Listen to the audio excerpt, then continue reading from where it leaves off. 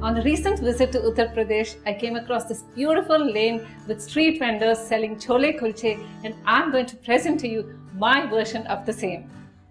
You need to start by soaking about 250 grams of 1.5 cups of chickpeas in plenty of water overnight or for 24 hours. The longer you soak the chickpeas, the better it is, as it helps to get rid of the gas-causing compounds. The white frothy substance that collects on the top of the surface of the water is what you need to get rid of. I've already cooked the chickpeas in a pressure cooker with about 4 cups of water until the first whistle, and then I've reduced the flame and cooked it for about 10 to 15 minutes more. Let's proceed with preparing the spice paste. Into my blender, I'm going to put in some whole spices, half a teaspoon of black peppercorns, an inch piece of dalchini or cassia, about 4 to 5 cloves, 1 star anise, the seeds of 2 green cardamom pods, 1 moti elaichi or the seeds of 1 black cardamom pod, 1 tej patta or Indian bay leaf.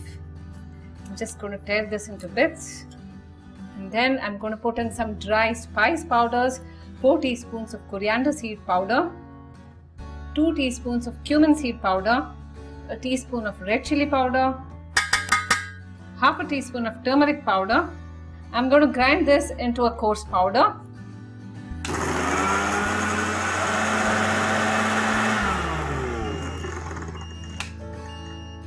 Into the ground spice powder, I'm going to put in some fresh spices, 2 teaspoons of freshly grated ginger, a couple of green chilies, 2 tablespoons of fresh coriander leaves, and about 4 tomatoes that have been chopped.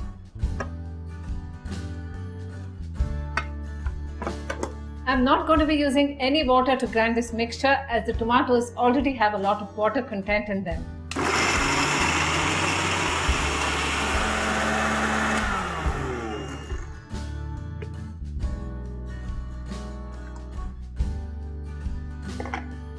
The spice paste smells wonderful, and now that it is ready, let's proceed with preparing the seasoning.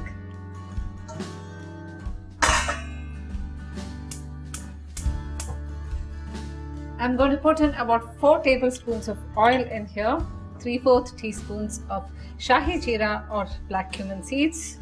And into this, I'm going to put in a teaspoon of yellow asafoetida powder. If you're using brown asafoetida powder, then use about half a teaspoon. I'm going to swirl this around a little, and then I'm going to put in this beautiful spice paste. This needs to cook until the raw smell disappears and the oil separates from the masala.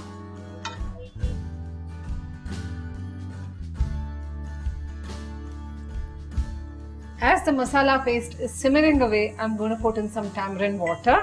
This is about 1 teaspoon of tamarind that has been soaked in about 1 cup of water and then mashed. I'm using a strainer to strain the water into the masala paste. Some recipes use dried amla, anardana or amchur for the tangy flavor and color.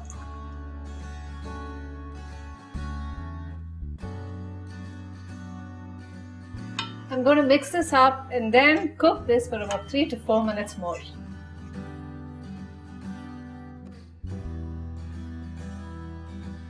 The oil has separated from the masala, and it is time to add in the chickpeas.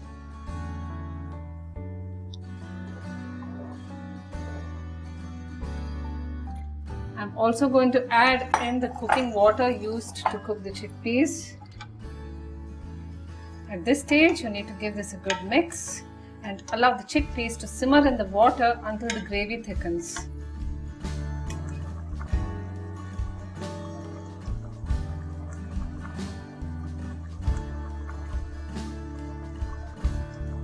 As the gravy continues to thicken, I'm going to put in about 2 teaspoons of salt.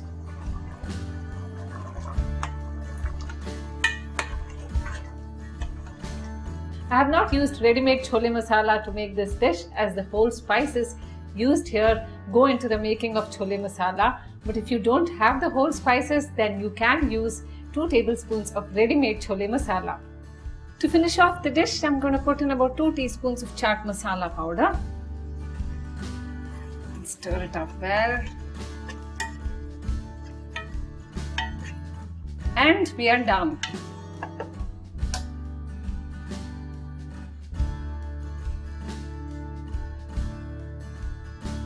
This smells and looks absolutely wonderful.